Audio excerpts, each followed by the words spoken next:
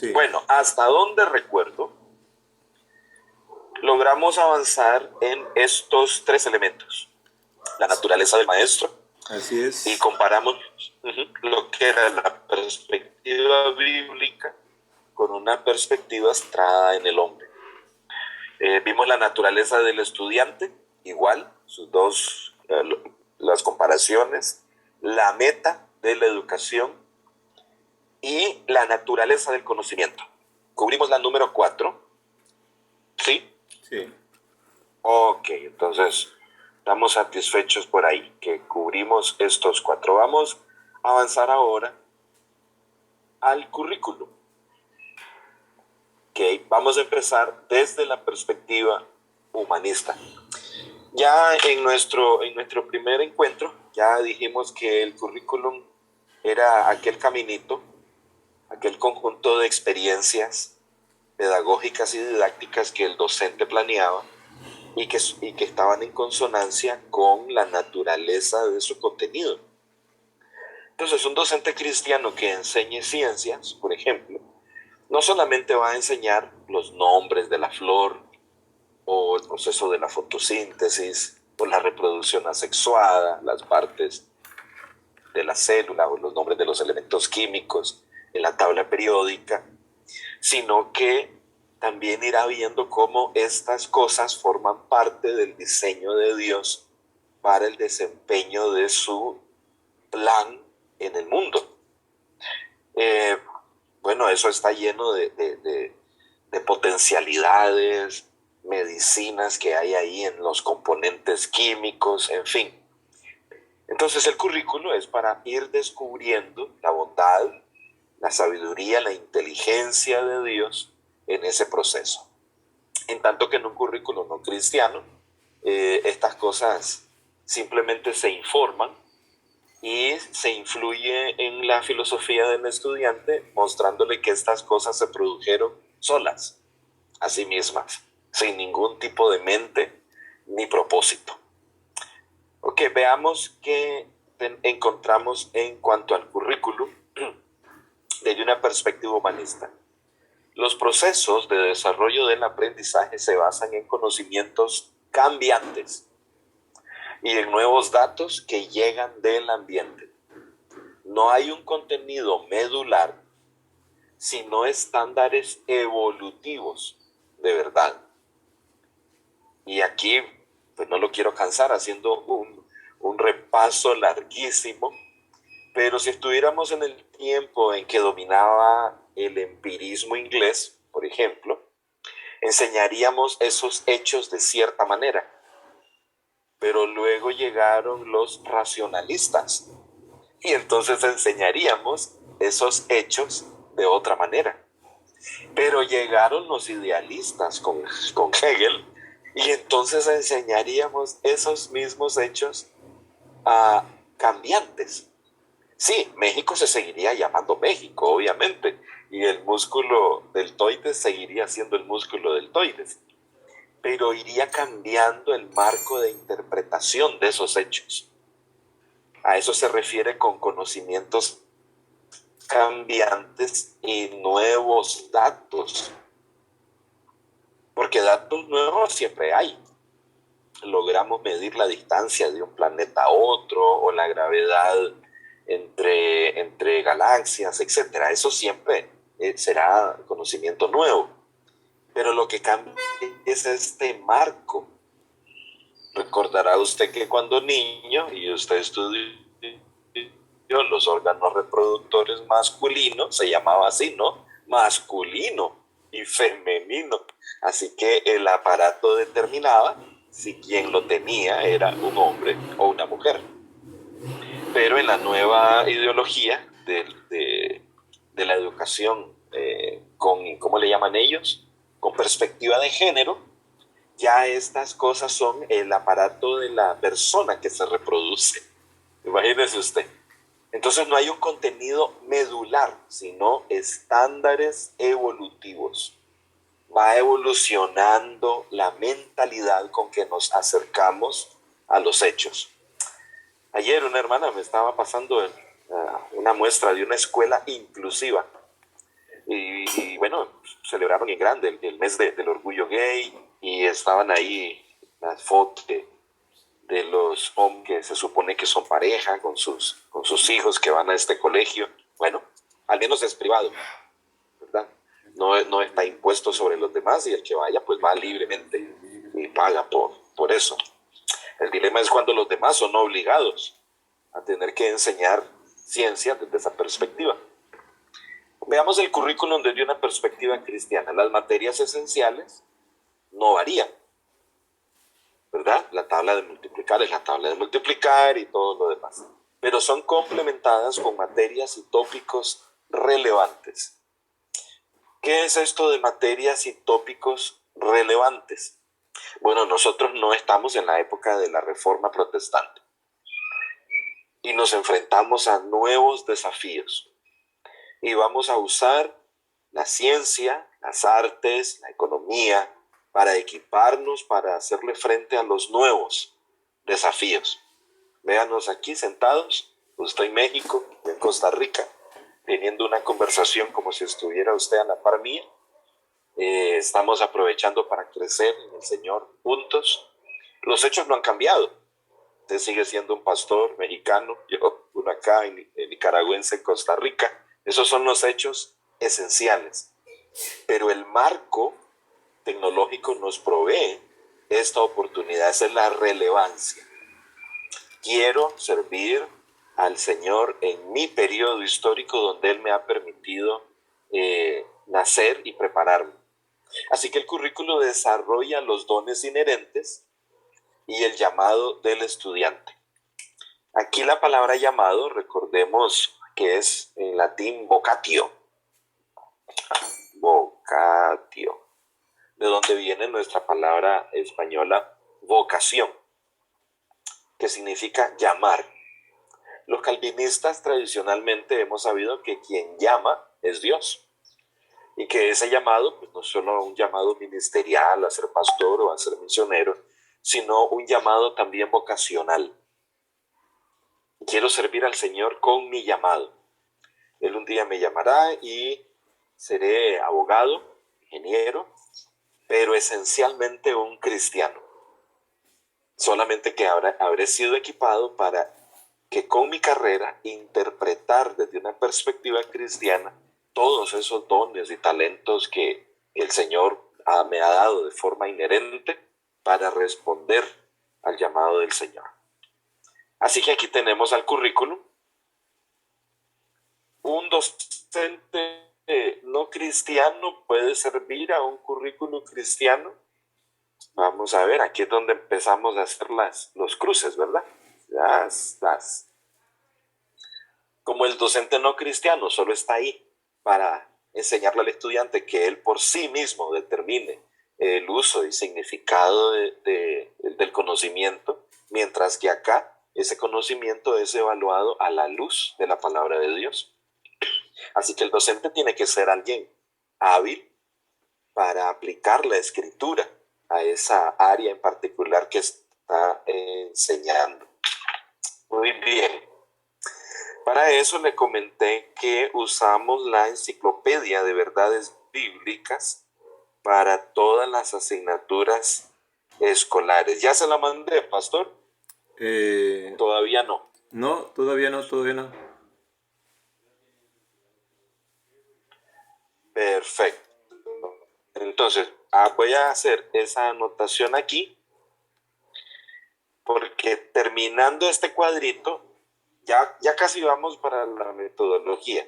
Ajá. Empezamos el asunto de la metodología y inmediatamente este asunto, porque ¿cómo ayudamos al docente a crecer en su destreza de aplicar la escritura en la materia que le toca enseñar? Eso es un discipulado completo. Eso no se lo han mostrado ni en la universidad y es posible que tampoco en la iglesia. De modo que si yo soy un maestro de matemáticas, ¿cómo aplico la escritura a conceptos como número, medida, magnitud, longitud, etcétera? O que tiene que ver la fe cristiana o la cosmovisión bíblica con las matemáticas. Entonces lo anotamos ahí y luego comentamos cómo ayudamos al docente con esta meta. Sí. Siguiente en el cuadrito es muy importante para usted y para mí, es la pedagogía, o sea, la metodología. Si vamos a enseñar de la cosmovisión bíblica, necesitamos una metodología que sea acorde con la naturaleza de nuestra fe. Por ejemplo, no podemos enseñar la fe cristiana usando el freudianismo. En el freudianismo el hombre no es pecador. El hombre sufre de, dijimos, sentimientos de culpa, pero no tiene una culpa real. Y entonces en el freudianismo se le ayuda al hombre a borrarse la idea de que hay algunos estándares objetivos de moralidad. Es como decir, borre el semáforo, borre el semáforo. Su problema no es que se pasó la luz roja, es que usted cree que hay una luz roja. Se siente culpable por haber cruzado la luz roja, pero no hay ninguna luz roja. En el caso del freudianismo eso sucede con la moralidad. Dicen, no, no es adulterio. Eso es una imposición que la sociedad ha puesto, reglas retrógradas, pero lo que estás respondiendo es a esas reglas arbitrarias que los hombres te han colocado. Libérate de los sentimientos de culpa aceptando que eres una persona normal, que tiene que ver con tus necesidades, todos lo hacen, etc. Entonces la metodología no podemos usar el freudianismo para enseñar cristianismo. Están opuestos. Entonces, pedagogía desde la perspectiva humanista está dirigido por las necesidades del estudiante en términos de interés, estilos de aprendizaje, coeficientes intelectuales, y se dirige solamente a la validación personal y al consenso grupal de la moralidad. Es decir, que el maestro vive preocupado porque su clase le guste al estudiante, por ejemplo. Trata de no aburrirlo. Y los estudiantes se han vuelto demandantes de entretenimiento en el aula. Hagamos algo creativo, profe. Bueno, vamos a entender qué cosa es ser creativo desde la perspectiva cristiana, a ver si logramos ser tan creativos como nuestro Dios, que lo que hace, lo hace para su gloria. Muy bien, esto solo para comentar entonces el asunto de la pedagogía. ¿Significa que no juegan ningún papel estas cosas en la educación cristiana? Claro que sí. El estudiante tiene necesidades, pero debe descubrir las necesidades que Dios dice que él tiene. Porque de lo contrario tenemos todo un mercado que le dice al estudiante que tiene ciertas necesidades, pero desde cierta filosofía. ¿Existen los estilos de aprendizaje? Claro que sí. Y usted va a ver, ahora que hablemos de la metodología cristiana, que hablamos del principio de individualidad, que en el diseño que Dios ha hecho para conmigo, yo aprendo de cierta manera con mayor facilidad. Pero claro, puedo mostrar que efectivamente aprendo de esa manera. Lo retomaremos cuando veamos metodología. Por supuesto que hay coeficientes intelectuales, pero estos asuntos no son el centro.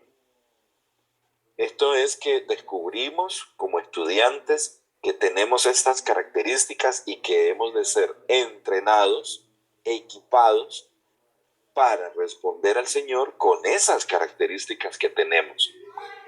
Es decir, no le pedimos al profe que orbite alrededor de nosotros como estudiantes, sino que tanto estudiante como profesor orbita alrededor de la verdad de Dios, porque es Él el que tiene preeminencia en todo, no el estudiante, ni el docente, ni los libros, para que en todo, dice Pablo, tenga Él la preeminencia. Así que yo descubro que tengo cierto coeficiente intelectual, bueno, a girar alrededor del Señor. Yo puedo tener mucho menos coeficiente que mi compañero, pero tengo la misma responsabilidad de girar alrededor del Señor y encontrar en Cristo, ya que todas las cosas en Él subsisten, bueno, entonces que mi coeficiente intelectual subsista en Él, con Él como el centro.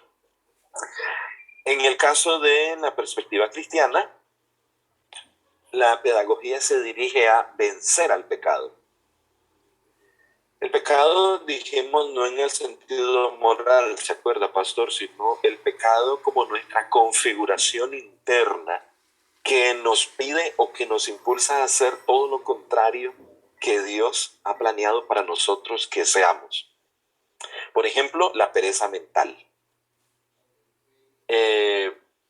Crecer en la fe requiere de esfuerzo. Cuando dice, añadida a vuestra fe virtud, a la virtud conocimiento, el conocimiento dominio propio, el dominio propio, y así va.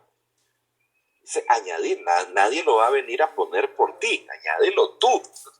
Y para eso vas a tener que entender qué significa conocimiento, virtud, dominio propio, hasta el amor. Si te da pereza mental, el pecado te está ganando. Solo por mencionar un aspecto que es tan crucial en la educación, la pereza mental. Resolver rapidito las cosas, dámelo en 2 pasos. ¿Ya? Resúmamelo, hágalo chiquito. Entonces, crear orden en el trabajo, demostrar relación de causa y efecto. Lo llamamos principio de siembra y cosecha. Dirigir al amor de Dios y a su obra de gracia en el mundo.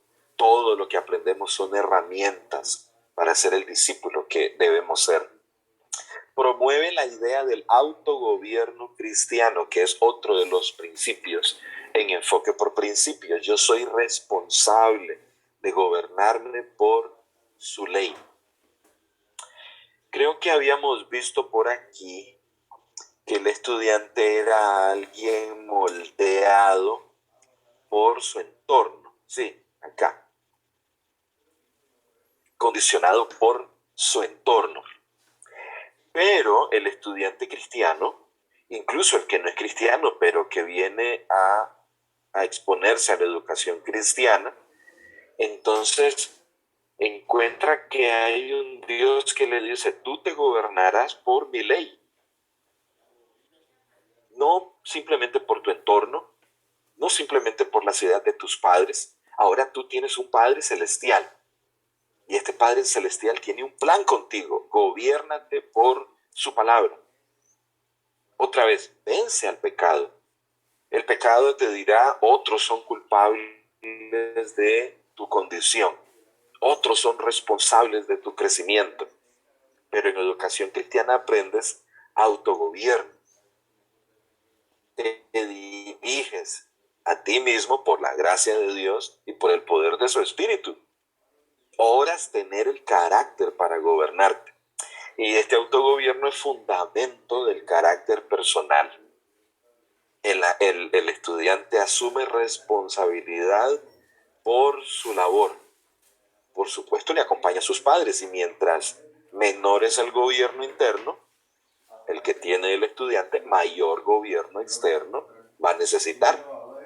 Pero a medida que va creciendo, debe ir creciendo en gobierno interno y disminuyendo el gobierno externo. En nuestra sociedad, cuando hay criminales que no se pueden gobernar a sí mismos, ni modo, a la fuerza tenemos que meterlos en las cárceles. Porque como no tienen gobierno interno, entonces les aplicamos una fuerte medida de gobierno externo. Y ni modo, a la cárcel. Entonces, ese principio de hacer responsable al estudiante por su labor. Por supuesto, ahí está el profesor.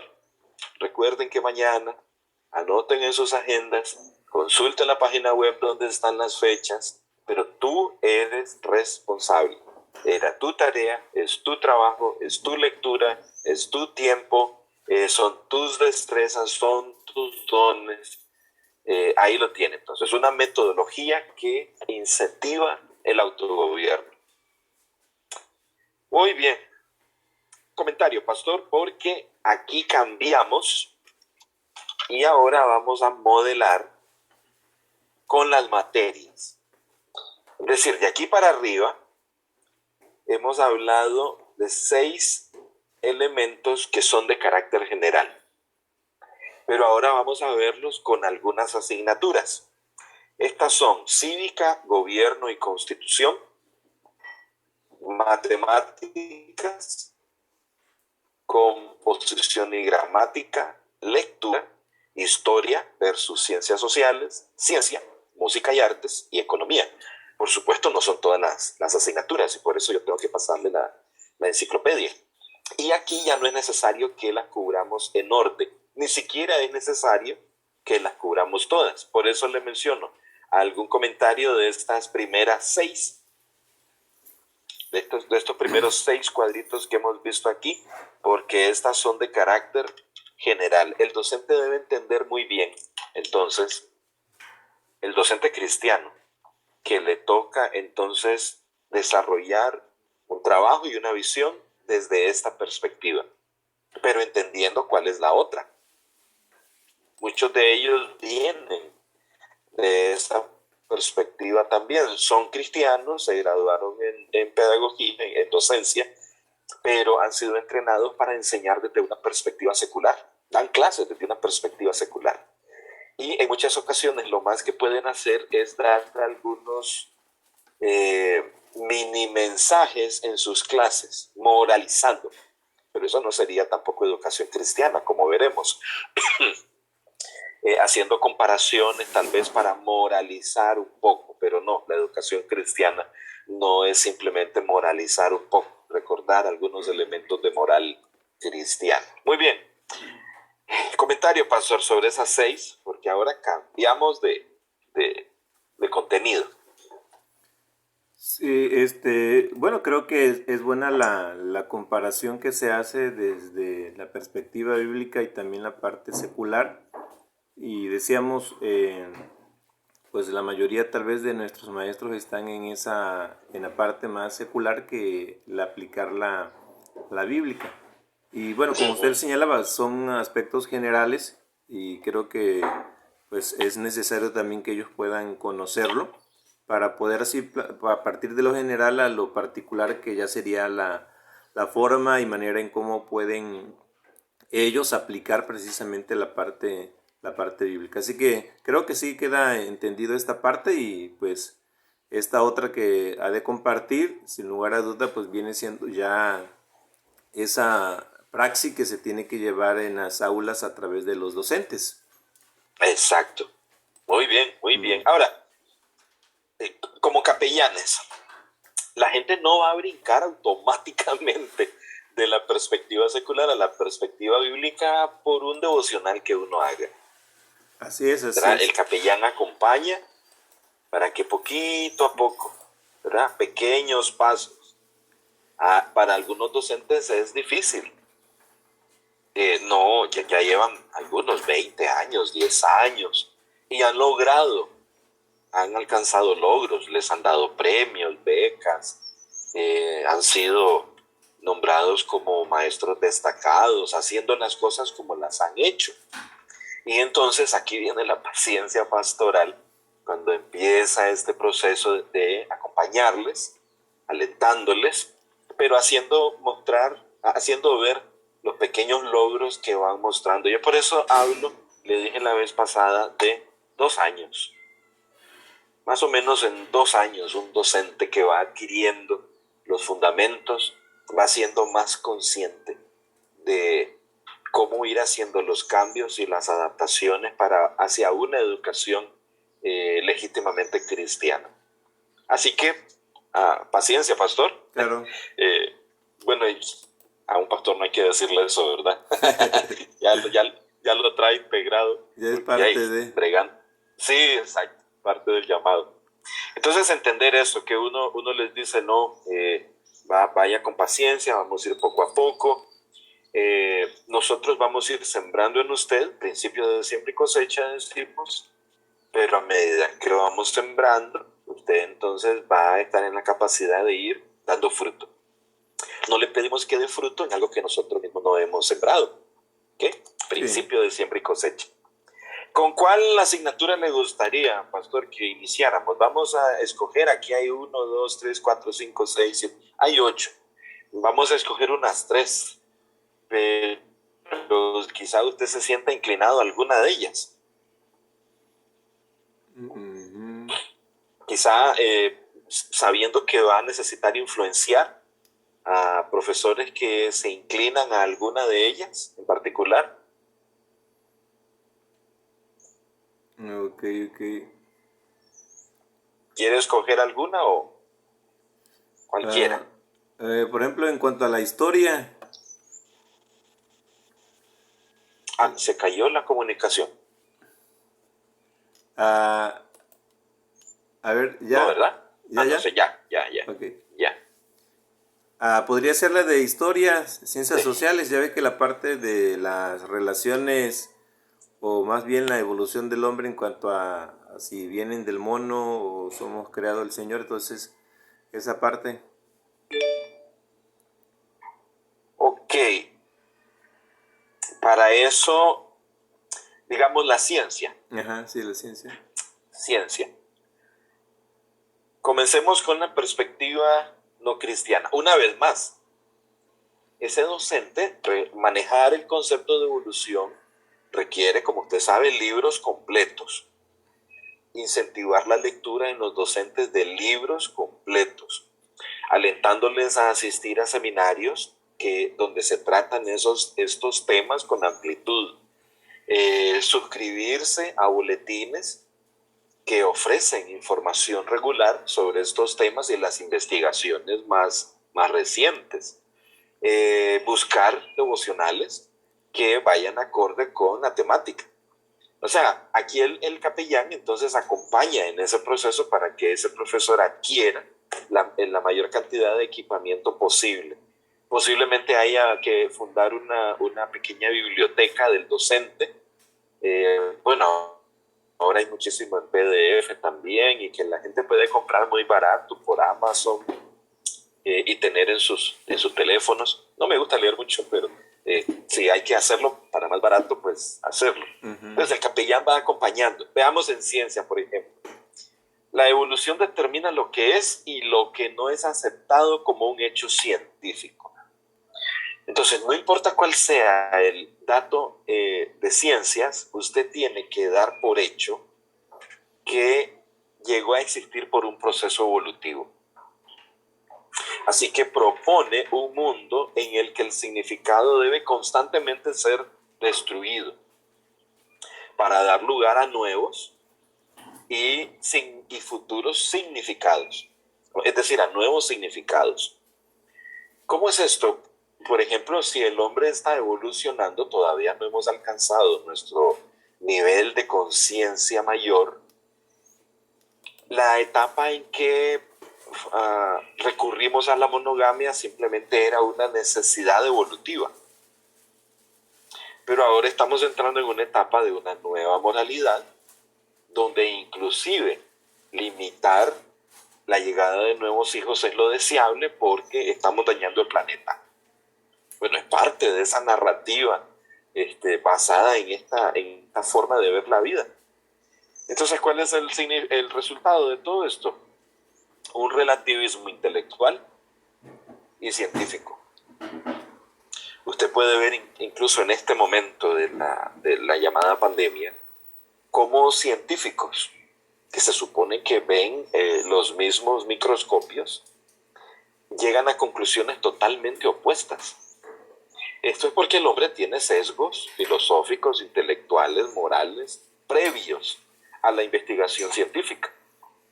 Entonces no hay tal cosa como una ciencia objetiva.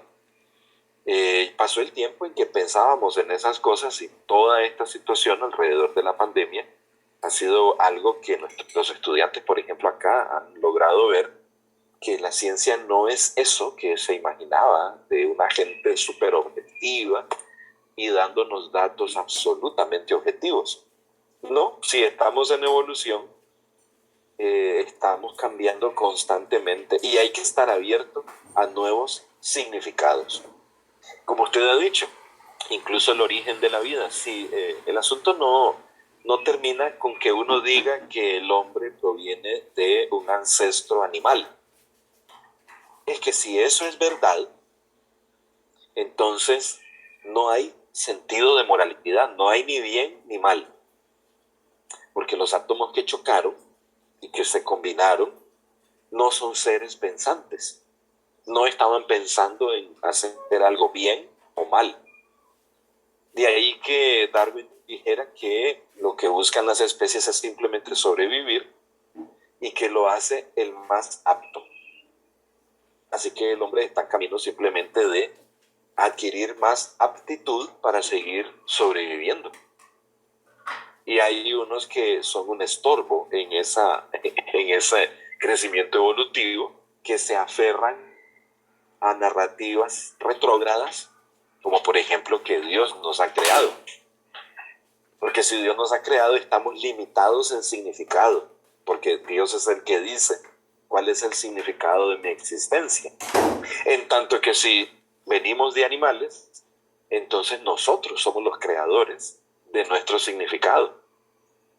Así que le explicamos a nuestros estudiantes que no se trata solo de una discusión biológica, sino hacia dónde nos dirigimos como civilización si esa verdad llega a afincarse en nuestras leyes, en nuestra educación, en nuestra ciencia, que es lo que estamos experimentando ahora.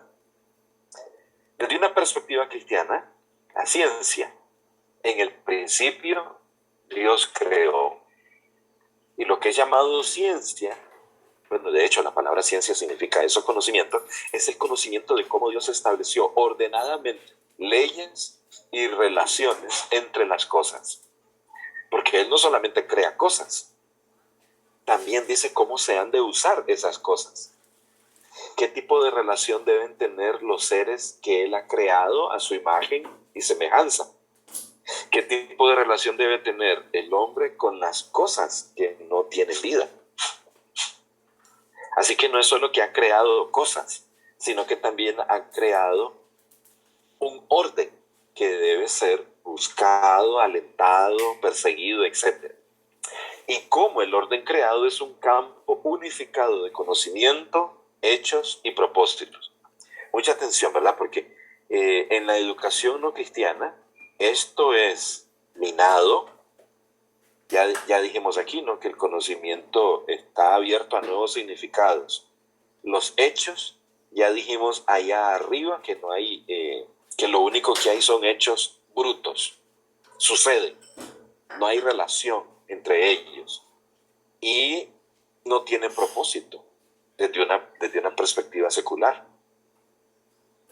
El docente cristiano está ahí para decir entonces que en la geografía, en la música, en la economía, hay un orden que busca determinados propósitos porque son elementos creados por Dios. De ahí que el docente entonces requiera esta destreza de usar la escritura para mostrar cómo ese conocimiento, esos hechos y ese propósito han sido dados por Dios, de modo que queremos adquirir ese conocimiento, queremos entender esos hechos, pero sobre todo queremos abrazar los propósitos de Dios relacionados con esos hechos, ¿verdad? Ok. Por supuesto, esto es lo básico con relación a ciencias. Y ahora viene la aventura de ser profesor de ciencias, de crecer, leer libros completos, asistir a conferencias, suscribirse, en fin, desarrollarse a sí mismo como un docente hábil para enseñar ciencias desde una perspectiva cristiana. Me gustaría a mí sugerir matemáticas en relación con la ciencia, pastor, así que con su permiso. Adelante, adelante. Vamos a ver. Sí, ya va a ver por qué la sugiero. Desde el ángulo secular, los números reflejan relaciones entre las cosas. Las relaciones parecen constantes, pero son subjetivas, dadas a desarrollo evolutivo. No sé si ha escuchado usted que hay una lucha en Europa en estos momentos porque se está acusando a las matemáticas de elitistas. No sé si lo ha oído. Algunos grupos radicales de estudiantes están protestando porque dicen que las matemáticas han sido diseñadas por supremacistas blancos, debido a que esta es una destreza que hace sentir mal a minorías. Por ejemplo, a los negros que tienen una historia pasada de esclavitud, cuando se les negó el derecho de adquirir destrezas matemáticas. Oiga usted la argumentación. Yo sé que puede ser que nos dé risa, pero así han comenzado todos estos asuntos de deconstrucción de la realidad. El asunto de las matemáticas es que son totalmente objetivas. 2 más 2 es 4. Así mi estudiante llore o se sienta muy triste o esté muy feliz, las matemáticas son crueles en el sentido de que son objetivas. No están sujetas a interpretación.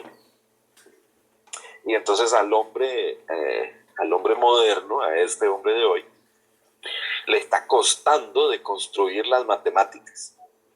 Así que tiene que acusarla de alguna cosa. Porque las matemáticas son, repito, crueles de mostrar cómo es la realidad. Demandan la objetividad absoluta. Entonces, lo que hace es convertir las matemáticas o las habilidades matemáticas en puramente utilitarias. Se enseña matemática como trucos, manejar trucos. Entonces, son la prueba de la neutralidad moral y de la ética de la ciencia. Vea usted esto, interesante, ¿verdad? Que dice, bueno, se han vacunado tanta cantidad de millones de personas, han muerto por causa de esto, este número, pero este número es ínfimo comparado con los millones que se han vacunado. Es decir, reduciendo la vida humana a unos cuantos números. Sin embargo, cuando hacemos la comparación con las cantidades de otros tratamientos de vacuna y la proporción estadística entre los que han muerto es increíblemente más baja que lo que estamos experimentando hoy. Pero está la justificación de que ha sido poco. Pero han sido vidas humanas reales, padres, madres, hijos, ministros, hombres creados a la imagen y semejanza de Dios. No se pueden reducir simplemente a un dato estadístico. Pero se usarán entonces las matemáticas y particularmente la estadística para reducir al hombre a una prueba de neutralidad moral. Es curioso, ¿no? Como todo el mundo, por ejemplo, tiene a Hitler, al nacionalsocialismo de Hitler, como una maldad tremenda por haber matado a 6 millones de judíos. Digamos que el número está inflado, porque hay una discusión sobre eso, pero la indignidad es tremenda. Pero no está la misma indignación por los 100 millones de muertos entre Stalin, Mao y Lenin, ¿verdad? Allá en Asia. Entonces es curioso, son datos, pero la ideología hace que los 6 millones se vean grandísimos, en tanto que los otros 100 millones desaparecen. Y la ideología que dio origen a la muerte o que justificó la muerte de esos 100 millones de personas ahora se enseña en nuestras universidades. Entonces, ganamos la Segunda Guerra Mundial, pero perdimos ideológicamente, porque la ideología supuestamente derrotada es la que se enseña en nuestras aulas universitarias. Matemáticas desde una perspectiva cristiana. Los números reflejan invariablemente la causalidad y la verdad. Invariablemente. La memorización de las tablas básicas es fundamental.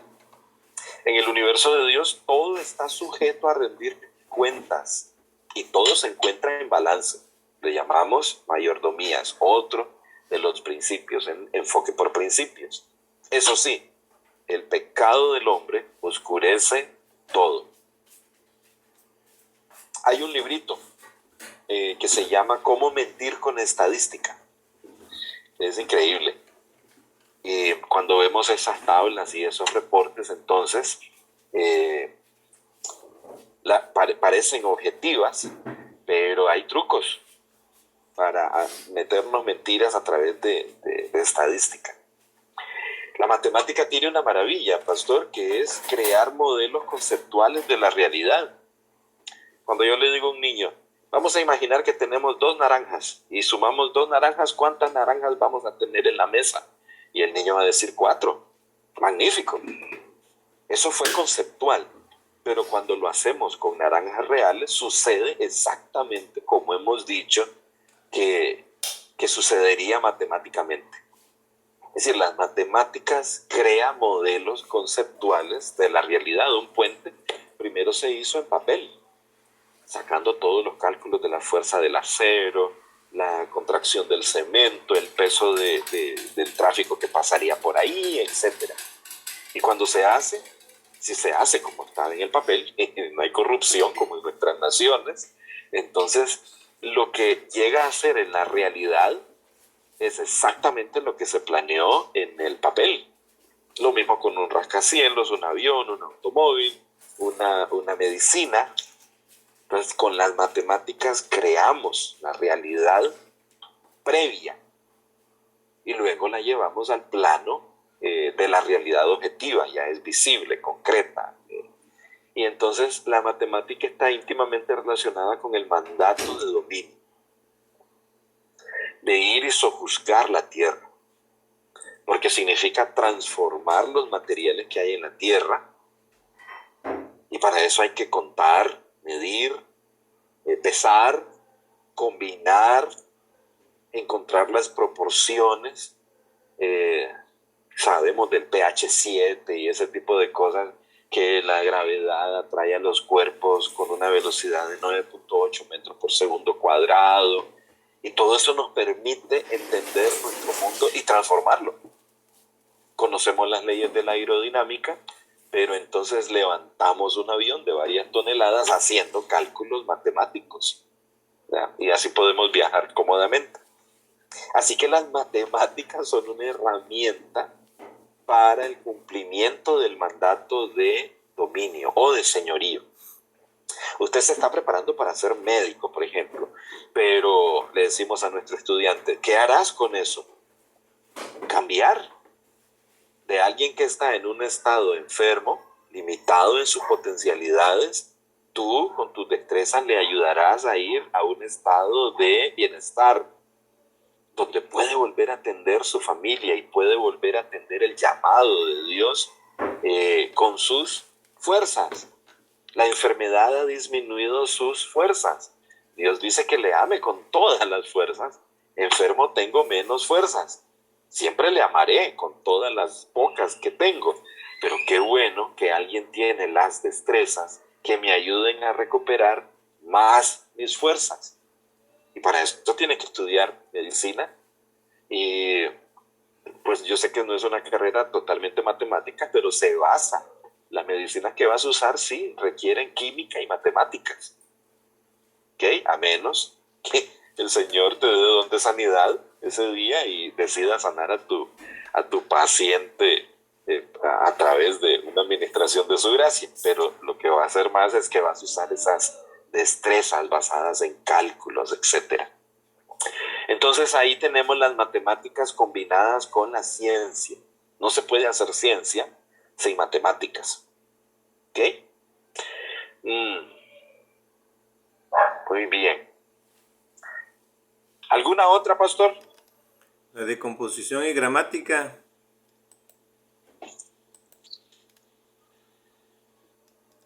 ¿Alguna que pudiera ser? Composición y gramática. Magnífico.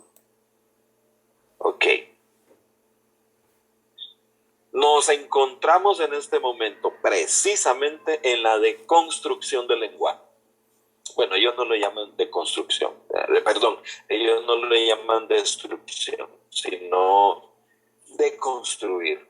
Justamente hablaba de Derrida, ese autor, que dice que los hombres que crean realidad con el lenguaje, que si uno quiere cambiar la realidad, debe cambiar el lenguaje. Y por eso tenemos toda esta lucha por el lenguaje inclusivo, escapar de las limitaciones de las reglas ortográficas rígidas, eh, los talleres de literatura creativa, donde no importa si cometes errores ortográficos, puedes usar los signos gramaticales donde te dé la gana porque eres un hombre libre. Y el lenguaje está al servicio de tu sentir. Así que se destruye el lenguaje y la composición y la gramática son básicas para el derecho del hombre a reordenar la realidad. Entonces, lo que llamábamos hombre, seguimos usando el vocablo hombre, pero ahora hablamos de nuevas masculinidades, ¿verdad? Así es. Antes lo llamábamos preso, ahora es un privado de libertad, ¿ok? Y así sucesivamente, hay una lista ahí tremenda. Pero es con la finalidad de crear un enfoque, una perspectiva de la realidad y escapar de las normas de un lenguaje que describa la realidad tal como Dios la ha creado. Familia estaba reservada para una relación entre un hombre y una mujer. Ahora familia incluso es la relación que yo tengo con mis perros.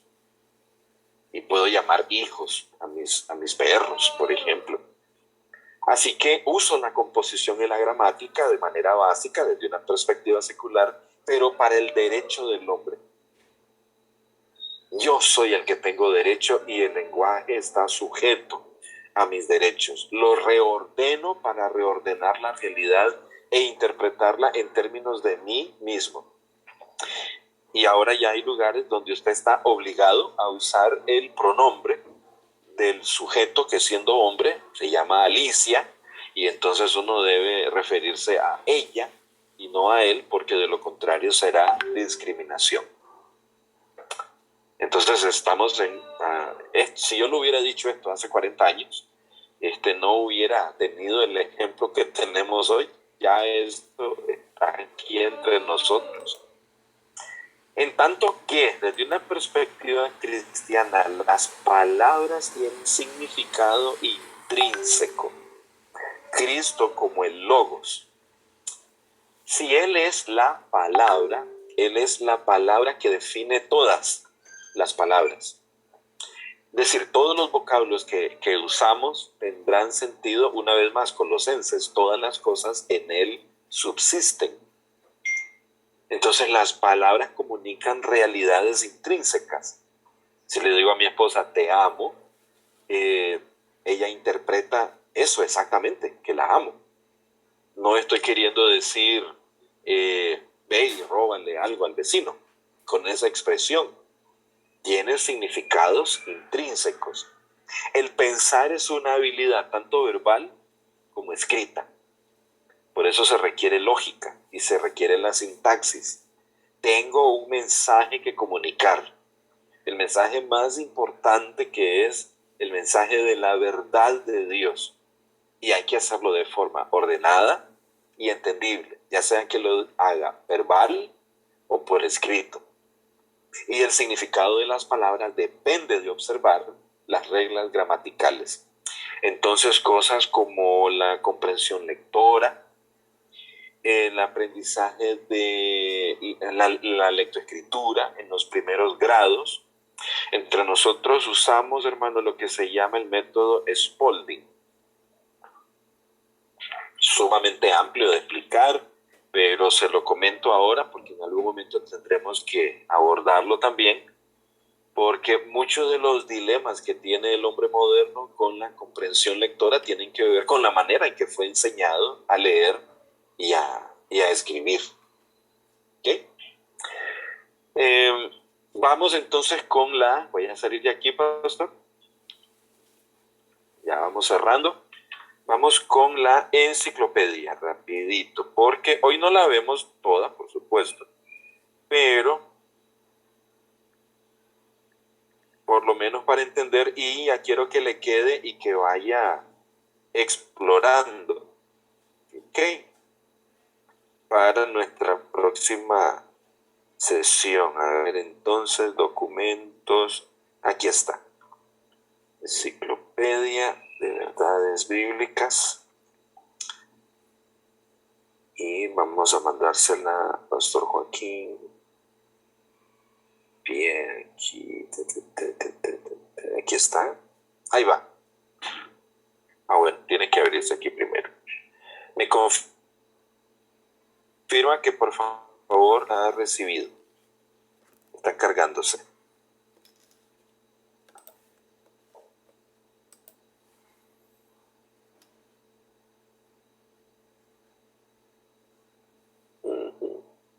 No está tan rápido el internet.